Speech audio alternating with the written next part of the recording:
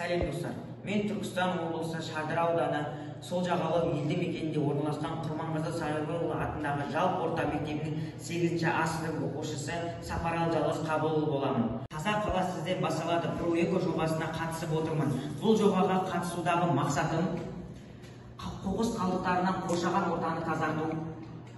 Бұл жобадағы жоспарым өзім оқитын мектеп оқушыларынан сауалнама алу, таза қала сізден басталады акциясын ұйымдастыру мақсатында өзім тұратын мекендегі су жағалауына барып сұхбат алу, мектеп ауласынан тазалық күнін ұйымдастыру.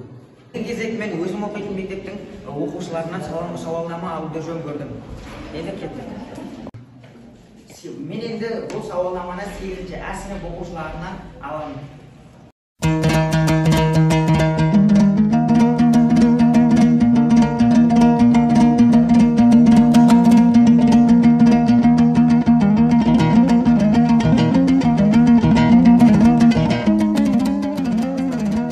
Кезек 9-ші сынып оқушыларынан бастаймыз. Ал кеттік.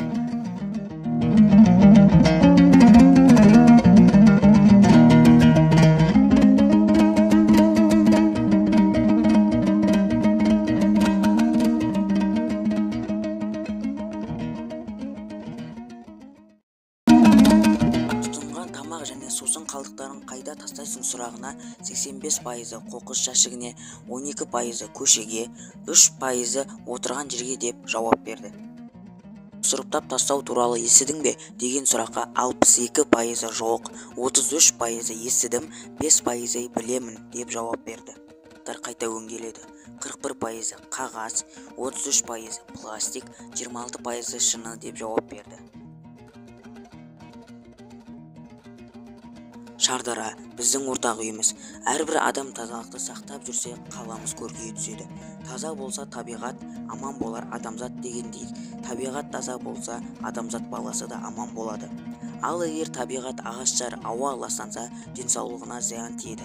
Қазіргі кезде техника дамыған, оның пайдасы көп болғанымен зияны да бар.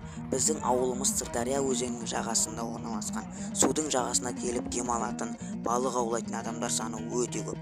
Олар ішіп жеп, қалдықтарын қайда тастайтынын бірге көріп, сұхбат жасап қайтады.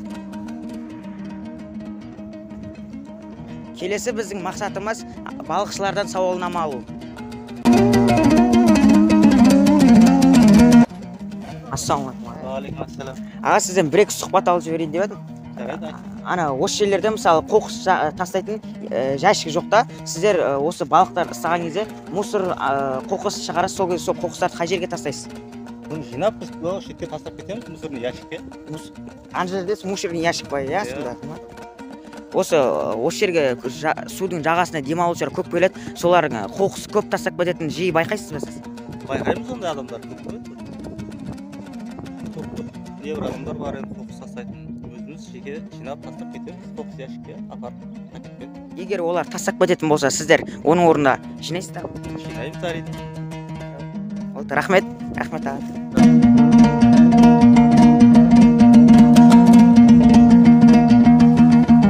Сұхбат алып болдық. Енді кезек мектептің тазалығын сақтауға кірісеміз. Көшеде мектеп ауласында жүрген кезде қолымызға керек емес заттарды тастай салуға болмайды. Кез келген мәселені шешу кішкентайдан бастау алады. Біздер мектеп оқушылары аптасына бір рет сыныптастарымызбен сенбілікке шығып тұрамыз. Ағаш, гүл түптерін қопсытып, тазалық жұмыстарын жүргіземіз. Тазалық табалдырықтан басталады деген ұранды ұстанып, көктем, күз мезгілдеріне сенбілікке шығуды дәстүрге айналдырғанбыз. Қорытындыға келсек, қоршаған ортаның өзгеруі әр адамның өз қолында.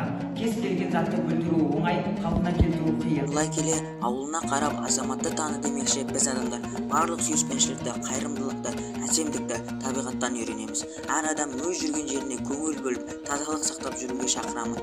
Мен өз қаламның тазалығын сақтауға тырысамын. Қаламыз таза болып көрінетініне сенемін. Назарларыңызға рахмет.